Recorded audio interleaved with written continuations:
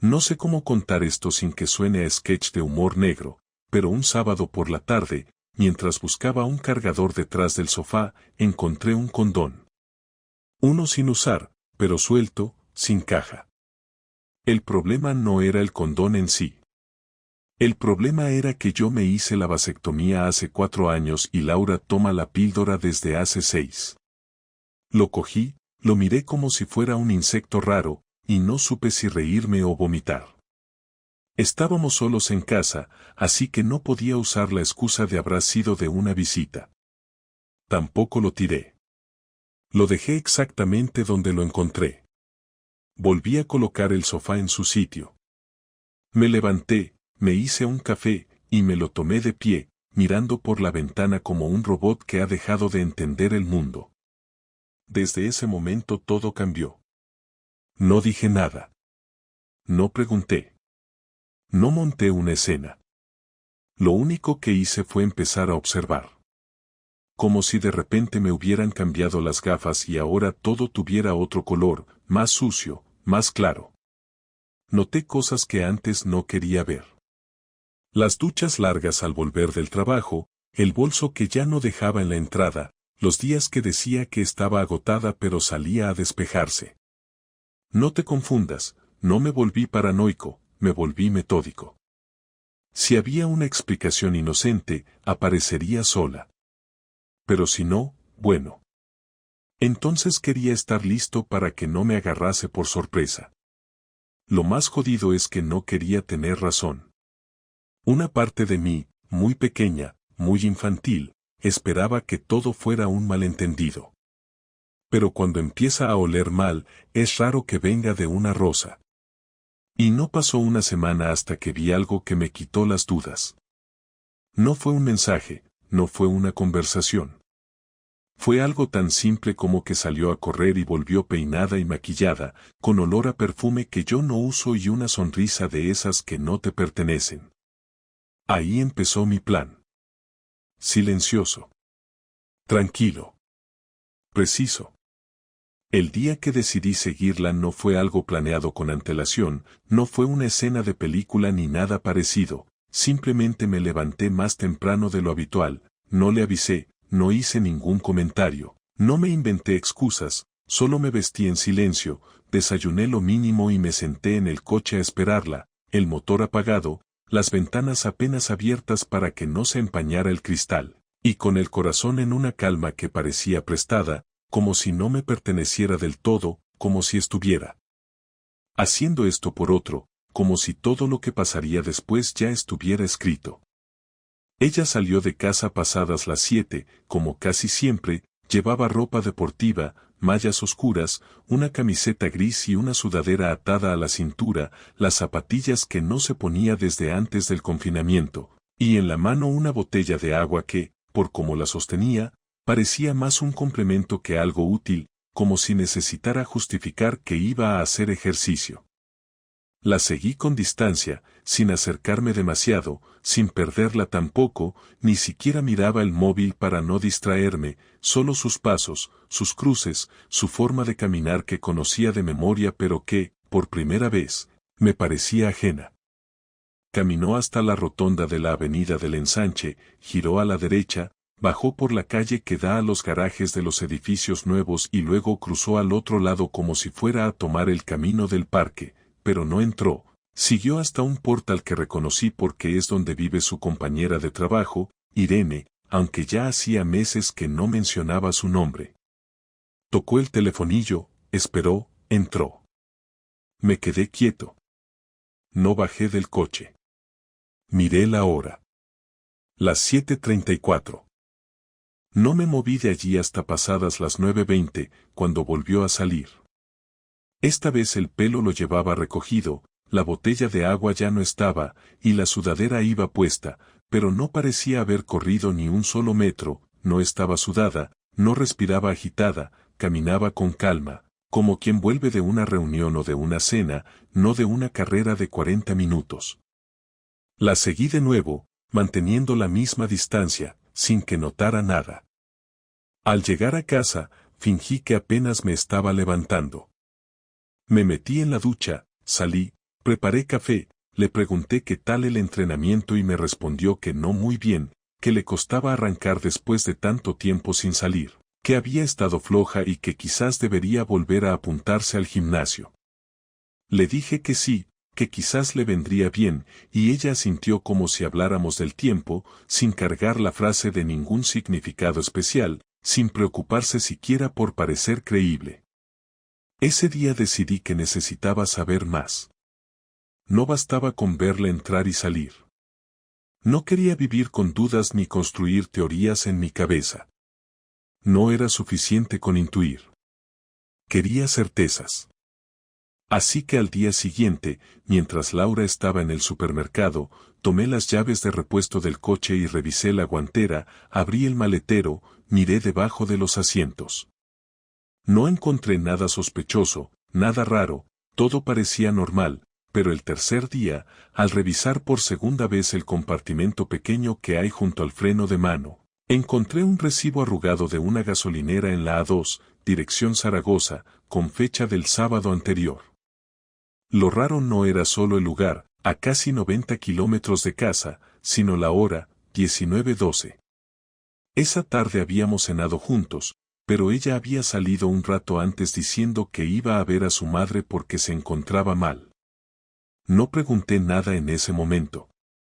Solo hice una foto del ticket con mi móvil y lo volví a dejar exactamente como lo encontré. El cuarto día fui más allá. Busqué en el portátil que usaba para el trabajo. Lo tenía siempre con clave, pero no contaba con que el fondo de pantalla de bloqueo mostraba notificaciones, y ahí vi algo que me llamó la atención, una alerta de calendario que decía reunión externa 17. Cuando ella me dijo que trabajaba desde casa y no tenía nada fuera. Entonces, y solo entonces, volví al salón y me senté a esperarla. Cuando llegó, fingí estar viendo la tele. Me dio un beso rápido, me preguntó si quería cenar algo, le dije que no, que ya había comido. Todo normal. Pero por dentro ya no sentía nada normal. Todo me parecía un teatro barato.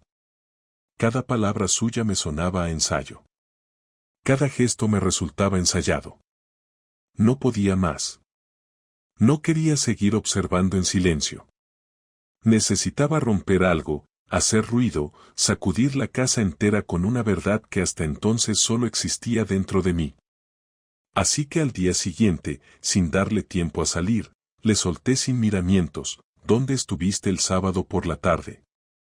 Su cara fue un poema, pero no de los que se recitan en bodas, sino de esos que se escriben después de un funeral. Tardó en contestar. Tartamudeó.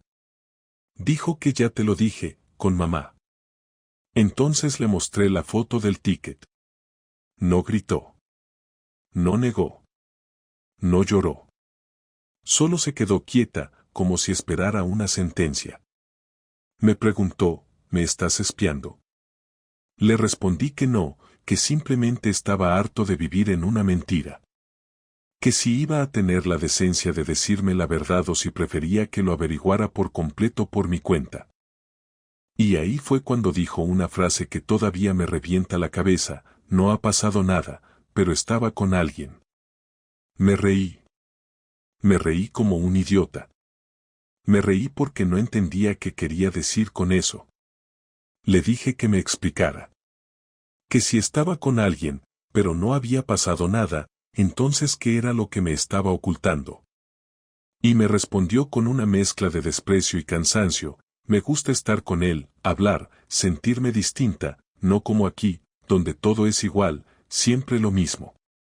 Le pregunté quién era. No quiso decirlo. Le grité que tenía derecho a saber con quién me estaba dejando en ridículo. Me dijo que no era de mi entorno, que no lo conocía, que no importaba. Y eso me jodió más todavía. Porque lo importante no era él. Era ella.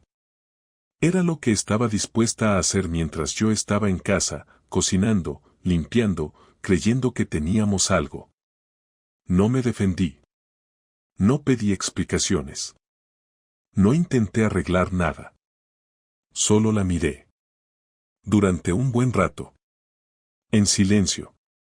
No por falta de palabras, sino porque todas me sonaban vacías. Le dije que no íbamos a seguir como si nada. Que esto no era un error. Era una elección. Y que lo había elegido a él. O al menos había elegido dejar de elegirme a mí. Ella no lloró. Ni se disculpó. Solo bajó la mirada y se fue a la habitación. Esa noche dormí en el sofá, no por castigo ni por dramatismo, sino porque no me salía a dormir al lado de alguien que, aunque estaba en mi cama, ya no estaba conmigo. Y al día siguiente, cuando la vi salir con su ropa deportiva y la botella de agua de nuevo en la mano, supe que no había vuelta atrás. La mañana después de dormir en el sofá desperté con la cabeza pesada pero con una determinación diferente, ya no sentía esa confusión de los días anteriores, sentía algo mucho más claro, una especie de decisión silenciosa que se iba formando dentro de mí. No me levanté deprisa ni intenté hablar con ella enseguida, simplemente me quedé allí pensando cómo abordar todo sin caer en discusiones tontas. Quería empujarla contra la verdad, sin permitirle salidas fáciles, sin permitirle frases vacías ni miradas de víctima. Quería que me dijera la verdad entera y no una versión editada según lo cómoda que ella estuviera, y por eso cuando salió de la habitación y me vio despierto, con los ojos abiertos mirando el techo, lo primero que le dije fue que necesitábamos hablar ya. No intentó negarse ni decir que llegaba tarde, no puso excusas como otras veces. Solo se apoyó en la mesa del salón y me preguntó qué quería saber exactamente, como si pudiera resumirlo en una sola frase. Le respondí que necesitaba escuchar de su boca quién era él, cuánto tiempo llevaba esto y qué pretendía hacer ahora, porque yo ya no iba a ser el marido que se queda callado esperando su turno. Ella suspiró como si estuviera agotada de algo que aún no había empezado y dijo que no quería decir su nombre, que lo que había entre ellos no había sido físico pero sí intenso, que no se trataba de acostarse con otro sino de sentirse viva. Lo dijo así, con esas palabras, como si yo estuviera muerto o fuera una pared en casa, como si toda mi dedicación hubiera sido una forma de estar ausente. Le pregunté si creía que esa explicación me servía para algo y le dije que si lo que buscaba era sentirse viva, que al menos tuviera los ovarios para admitir que estaba traicionando lo que un día prometió, porque nadie la obligó a casarse conmigo, nadie le puso un arma en la cabeza cuando me dijo que sí en el Ayuntamiento de Madrid, que lo hizo porque quiso, y que si ahora quería otra cosa, al menos lo dijera con claridad porque lo iba a asumir de pie, no escondido en el sofá. Entonces la miré fijamente y le dije que no usaría palabras suaves para esto porque no se merecía suavidad. Ella se enfadó por primera vez desde que empezamos a hablar de todo esto y respondió de manera más directa que quizá yo también estaba cómodo en esta vida sin emociones y que si había encontrado a alguien con quien hablar de verdad, no tenía por qué sentirme traicionado, que podía simplemente aceptar que las personas cambian y ya está. Le contesté con tranquilidad que no era cambio, era engaño, y que si ella quería otra vida lo justo era decirlo antes de crear esta doble rutina, porque lo que dolía no era la pérdida sino la mentira continuada. Así que le advertí que no pensara que iba a quedarme en casa mientras ella salía a sus falsas carreras matinales y volvía sonriente, porque el teatro se había terminado y a partir de ese día, si quería seguir viéndolo a escondidas, lo haría sabiendo que yo ya no era el mismo hombre que la esperaba para cenar. Ahí fue cuando se puso realmente nerviosa y comenzó a hablar más rápido, diciendo que yo estaba exagerando, que no había llegado al punto de acostarse con nadie, que simplemente había encontrado compañía, que a veces sentía que conmigo solo hablaba de facturas, horarios, listas de la compra y cosas de adultos, que echaba de menos que alguien la escuchara sin prisa. Le contesté que llevaba años escuchándola y que si no se había dado cuenta era porque estaba demasiado ocupada mirando su reflejo en otras personas, tal vez buscando admiración fácil, tal vez buscando sentirse especial sin trabajar en lo que teníamos. Fue en ese momento cuando le exigí que me dijera con quién había estado esas mañanas, que si no había nada físico, como decía, no debería ocultarlo. Ella se quedó callada mirando al suelo y me dijo una frase que hizo que se me tensara el cuerpo entero: si lo digo, tú vas a reaccionar mal y esto va a acabar peor de lo necesario.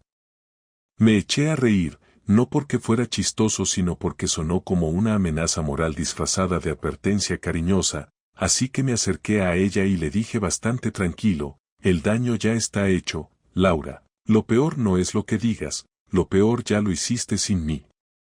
Ella se apartó un paso, como si yo fuera a gritarle, pero no tenía intención de gritar, simplemente quería que sintiera que esa conversación no era una discusión pasajera sino una despedida de algo que ella misma había roto. Y entonces lo dijo. Se llama Sergio, trabaja en la misma empresa, en otro departamento, y empezaron a hablar por temas laborales hasta que ella empezó a verle fuera del trabajo. Primero en cafeterías y luego dando paseos y luego en esas mañanas donde yo creía que estaba corriendo.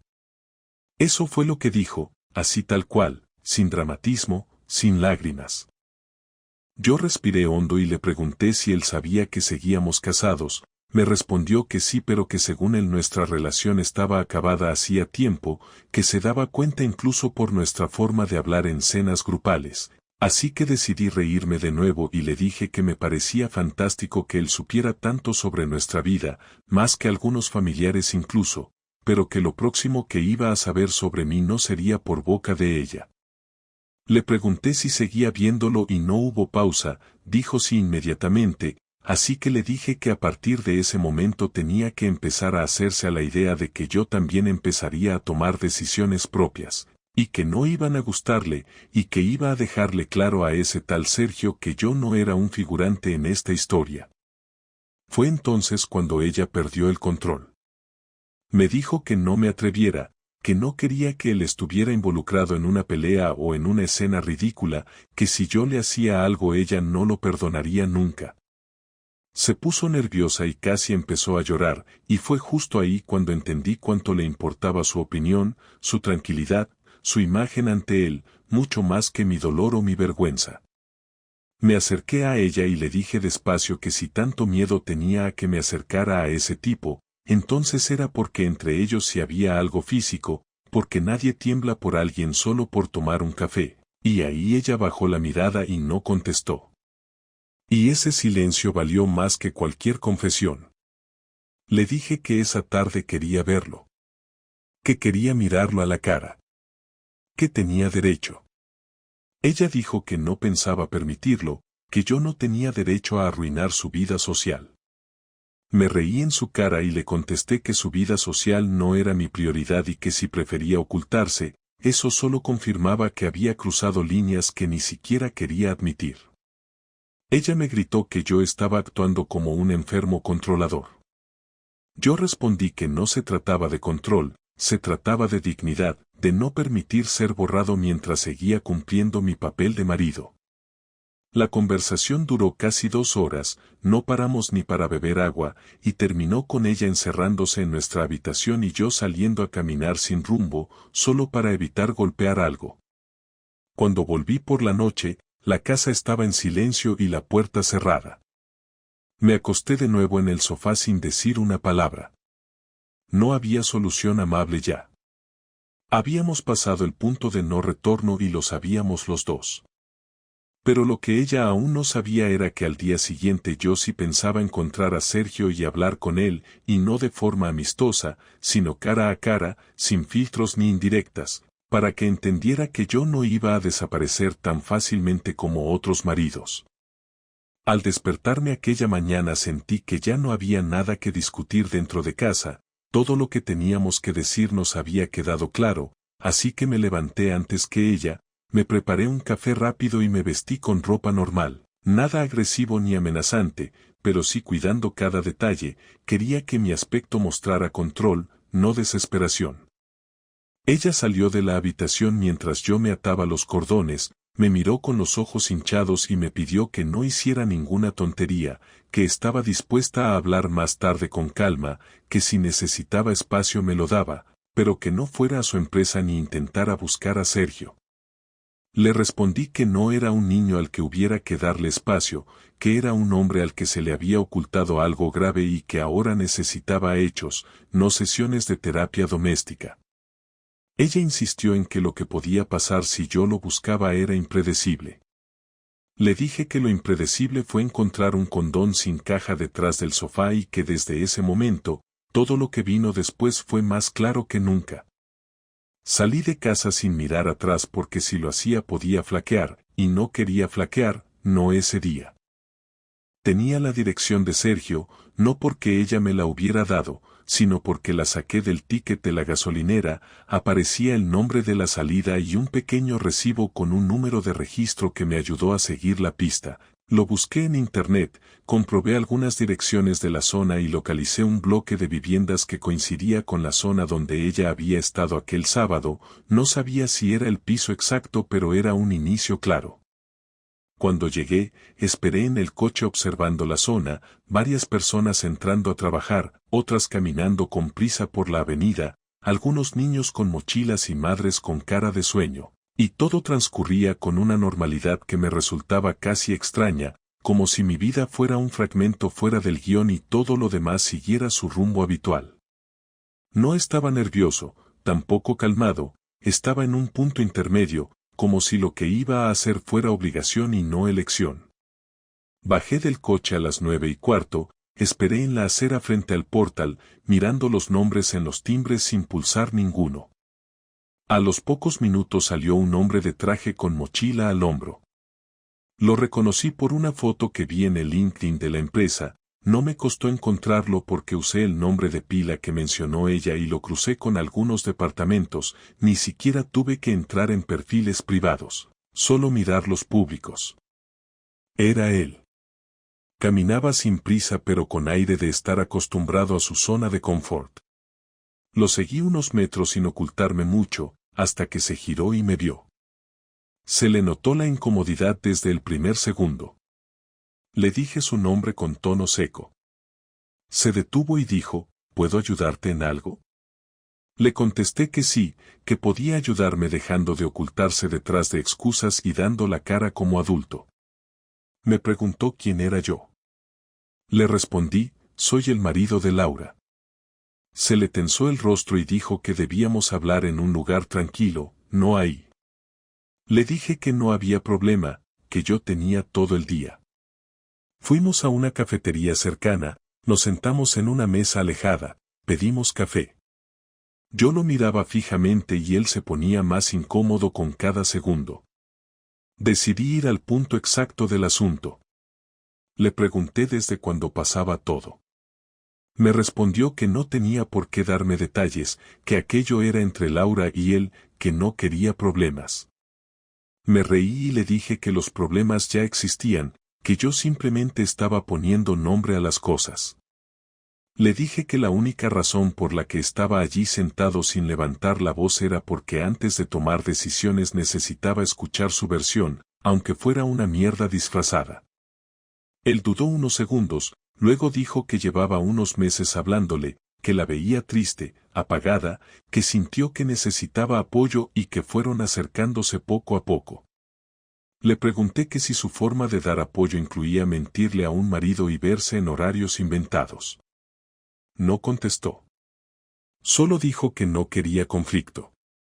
Yo le respondí, el conflicto no lo eliges tú, lo elegiste el día que entraste en mi vida sin permiso. Me habló con un tono que pretendía ser tranquilo, diciendo que la conexión entre ellos era emocional, no física. Entonces le dije algo muy claro. Si fuera emocional solamente no habría tanto miedo a que yo apareciera. No respondió. Entonces entendí lo que necesitaba saber. Le pregunté si iba a seguir viéndola ahora que yo sabía todo. Quería saber si al menos tenía suficiente dignidad para apartarse.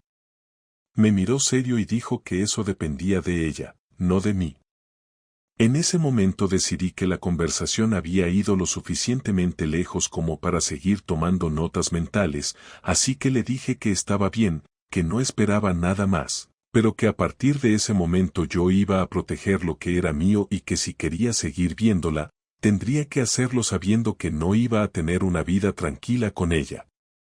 Le advertí que no le pondría la mano encima porque no soy ese tipo de hombre, pero también le dije que eso no significaba que se fuera a librar del daño que habían causado.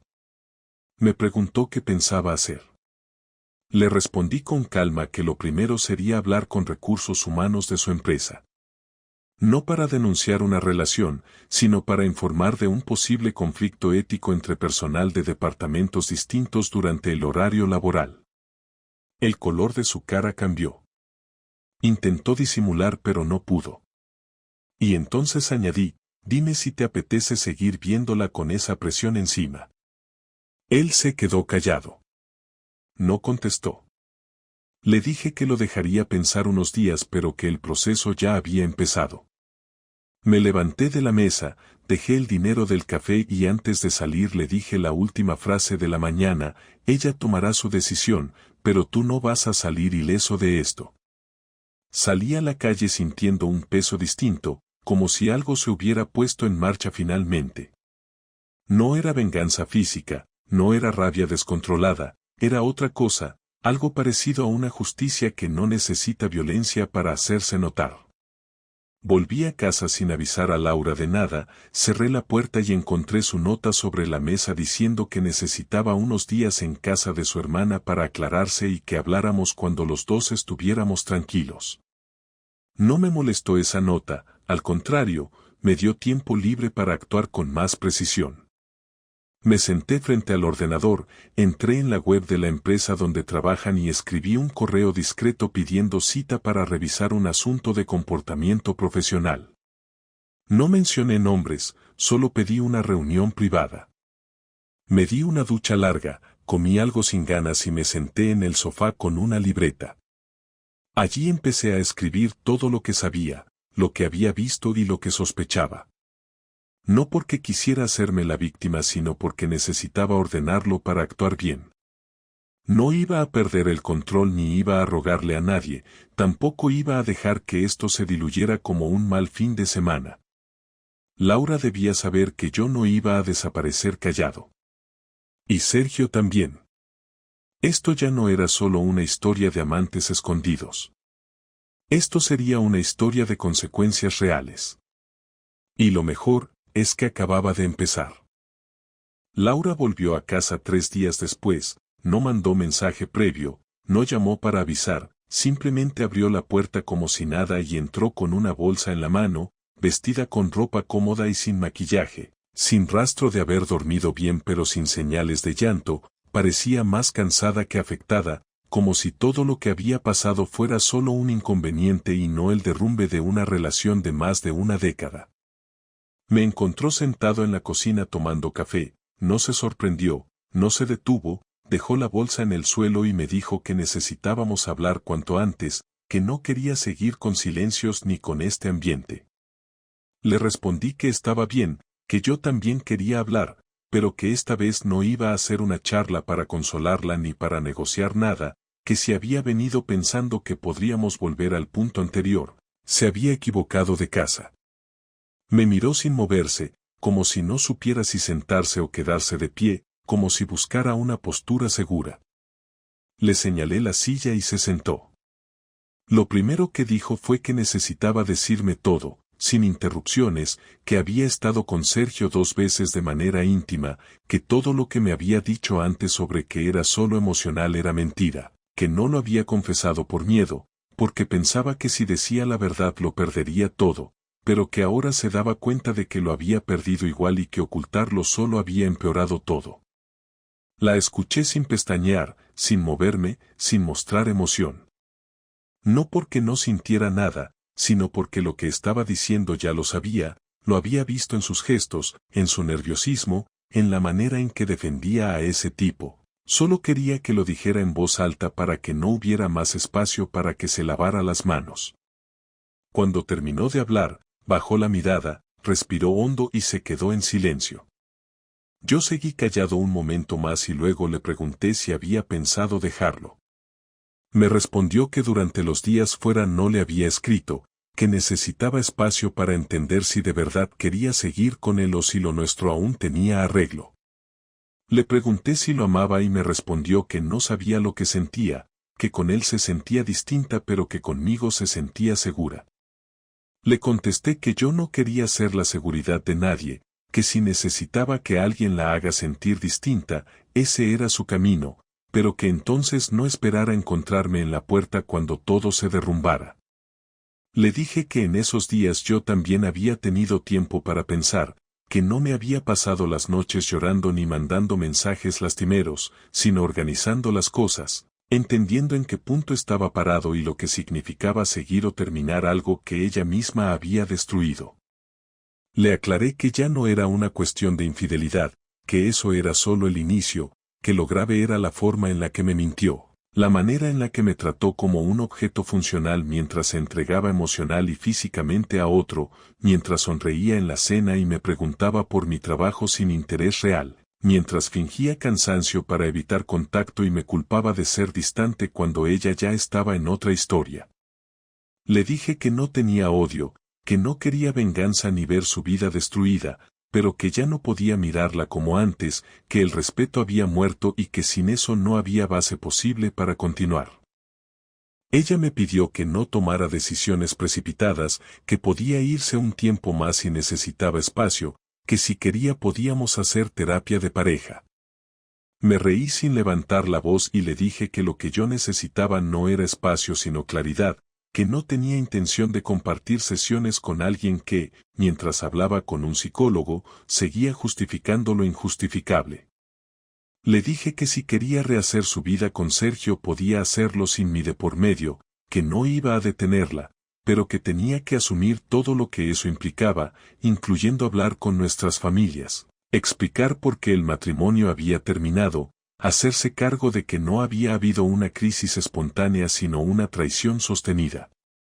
Me miró con cara de pánico, me dijo que sus padres no entenderían, que pensaban que teníamos una relación estable. Le contesté que su imagen familiar no era mi responsabilidad, que si había sido valiente para engañar, también podía ser valiente para explicar. Le pregunté qué esperaba de mí exactamente. Me respondió que quería que intentáramos volver a conectar, que quizás no ahora, pero en unos meses, que no quería que todo se acabara de golpe. Le dije que todo ya se había acabado, solo que ella no lo había aceptado todavía, y que lo peor que podía hacer yo era quedarme medio presente, medio disponible, fingiendo que con tiempo y distancia iba a borrarse todo. Me dijo que me amaba, con una voz baja, casi infantil. Le respondí que amarme no era compatible con lo que había hecho, que las palabras no arreglan actos y que lo que ella había roto no se reconstruía con promesas ni con besos que ya no me nacían. Le informé que ya había hablado con un abogado, que sabía mis opciones, que no pensaba quedarme en la casa más de 2 semanas, que la dejaría a ella el espacio si así lo prefería, que no pelearía por objetos ni muebles ni recuerdos, pero que tampoco iba a dejarle todo como si nada hubiera pasado. Le dije que íbamos a dividir las cuentas, cerrar las tarjetas conjuntas y que esperaba que colaborara sin poner excusas ni demoras. Me miró con ojos húmedos, dijo que me notaba frío. Le dije que no era frialdad, era dignidad, que ya había llorado lo suficiente por dentro, que ahora solo quedaba actuar. Me pidió que al menos le dejara el fin de semana para pensar en cómo íbamos a decirle a los demás. Le respondí que tenía hasta el lunes y que no le daría más tiempo, que si no hablaba a ella, lo haría yo. Terminamos la conversación con ella sentada, mirando la mesa sin decir nada, y yo levantándome para ir a mi habitación a empacar algunas cosas. No gritamos, no discutimos como en los dramas de televisión, no rompimos nada. Solo dejamos claro que ya no quedaba nada por rescatar. Esa noche dormí en la habitación de invitados, cerré la puerta con llave y me aseguré de no escuchar si lloraba o no. No porque no me importara, sino porque no quería confundir compasión con reconciliación. Al día siguiente me fui temprano sin dejar nota. Ella sabía lo que tenía que hacer. Lo siguiente sería tomar decisiones prácticas. Pero emocionalmente, yo ya no estaba allí. El lunes por la mañana me desperté con el teléfono lleno de notificaciones, mensajes de su madre, su hermana y una llamada perdida de un número que no reconocía. No contesté nada, no devolví llamadas. Simplemente me levanté, me duché, me vestí, preparé café y me senté a leer el correo en silencio, revisé algunos archivos del trabajo como si mi vida no se estuviera desmoronando, como si no estuviera a punto de cerrar la puerta a más de 12 años de relación. Ella no se asomó a la habitación de invitados ni me envió ningún mensaje, se mantuvo al margen como había prometido, quizá por orgullo, quizá porque no sabía cómo encarar la mañana después del plazo que le había dado, pero a las 11 apareció en la puerta. Apoyada en el marco, con cara de haber dormido poco y ojos hinchados, me preguntó si podíamos hablar antes de que tomara cualquier decisión. Le dije que ya estaba tomada, pero que podía sentarse si necesitaba decir algo más. Caminó despacio, se sentó frente a mí y empezó a hablar con una calma que por primera vez me pareció real, sin intentar manipular, sin justificar lo injustificable, solo diciendo que había llamado a su familia y que les había contado que la relación había terminado. No entró en detalles, dijo que no quería hacerme quedar como el malo ni tampoco dar explicaciones innecesarias, que solo había dicho que yo merecía respeto y que ella había fallado. No la interrumpí, no asentí ni reaccioné, simplemente escuché porque era lo mínimo que podía hacer antes de cerrar todo definitivamente. Me dijo que iba a buscar piso en los próximos días, que si yo quería quedarme en la casa no pondría ningún obstáculo, que si prefería irme, también estaba bien, que solo necesitaba que tuviéramos las cosas claras para no seguir lastimándonos. Le agradecí el gesto, pero le dejé claro que no iba a quedarme en un espacio que ya no sentía como mío, que había empezado a buscar alquiler desde hacía días y que en cuanto firmara el contrato me mudaría sin problemas. Me preguntó si eso era todo, si de verdad no había forma de intentar algo más, si ni siquiera podía quedarme un mes para que las cosas se enfríen. Le contesté que la temperatura ya no era el problema, que cuando el respeto desaparece no hay nada que esperar, y que no me sentía en deuda con la relación como para fingir que lo nuestro tenía arreglo. Me ofreció ayuda para el papeleo del banco, para dividir cuentas, para revisar seguros y facturas. Acepté solo lo mínimo. Le dije que yo me encargaría de todo lo que tuviera que ver con mis cosas, que no iba a hacer dramas ni bloquear trámites, pero que no pensaba compartir más decisiones con ella, que nuestra etapa conjunta se acababa ahí. Le pregunté si había vuelto a ver a Sergio desde que volvió a casa. Me dijo que no, que había dejado de escribirle después de lo que pasó, que no le parecía coherente seguir viéndolo mientras aún vivía conmigo. Le respondí que eso era asunto suyo y que no iba a involucrarme más, que cada quien sabría lo que construía después de esto, pero que esperaba no tener que escuchar su nombre nunca más en ninguna conversación relacionada conmigo. La última comida juntos fue al día siguiente. No fue una despedida, fue simplemente una coincidencia porque ambos estábamos en la cocina al mismo tiempo y decidimos no repetir el silencio incómodo. Comimos en la terraza sin hablar mucho, solo comentarios sueltos sobre cosas prácticas, como el gas, el internet, la entrega del coche que estaba a su nombre pero usaba yo. En un momento me miró y me dijo que le costaba entender cómo había llegado hasta ese punto, que si yo pensaba que todo había sido una mentira. Le respondí que no todo fue falso, pero que lo que destruyó el vínculo no fue el engaño en sí, sino la forma en la que lo manejó, que si me lo hubiera dicho a tiempo, si hubiera sido honesta desde el primer síntoma de desconexión, quizás habríamos terminado igual, pero al menos con la frente en alto, sin tener que revisar cada gesto de los últimos meses con la duda de si era real o parte de la farsa. Me preguntó si creía que alguna vez podríamos hablarnos como personas normales, sin rencor, sin distancia. Le dije que no lo sabía, que eso no dependía solo de mí, que necesitaba tiempo para entender cómo seguir con mi vida sin estar condicionado por el dolor que todo esto había causado.